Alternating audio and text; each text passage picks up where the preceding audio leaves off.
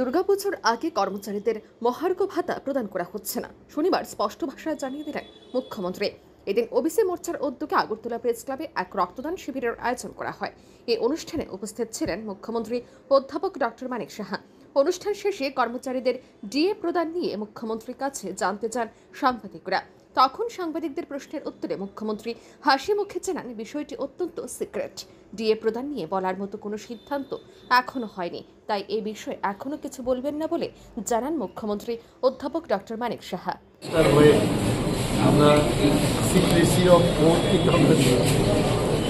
কখন কি হবে, যখন ডিসিশন হবে তবে। এখন তো আজ কিছু বলার সেরকম ভাবে ডিসিশন এখনো হয়নি, তাই আমি এই বিষয়ে কোনো কথা বলছি না।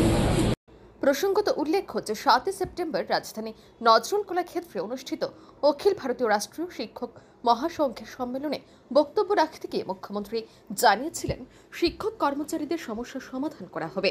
সম্মেলনে বক্তব্য রাখতে গিয়ে মুখ্যমন্ত্রী বলেছিলেন, কেন্দ্রীয় সরকারের কর্মচারীদের সাথে রাজ্য সরকারের কর্মচারীদের মহার্ঘ ভাতার পার্থক্য কিভাবে কমানো যায় তা নিয়ে কর্মচারীদের চেয়ে সরকার বেশি চিন্তা করছে। সেদিন তিনি আরও জানিয়েছিলেন, 1% ডিএ প্রদানের জন্য সরকারের 100 কোটি টাকা খরচ হয়। আরও উল্লেখ্য যে মুখ্যমন্ত্রী অধ্যাপক ডক্টর মানিক সাহার সময়ে সরকারি কর্মচারীরা 29 মাসে 29% ডিএ পেয়েছে। এদিকে তথ্যভিজ্ঞ অভিমত, আসন্ন আলোর উৎসবের প্রাক লগ্নে শিক্ষক কর্মচারীদের জন্য মহার্ঘ ভাতা ঘোষণা করতে চলেছে রাজ্য সরকার। ব্যুরো রিপোর্ট, আর নিউজ।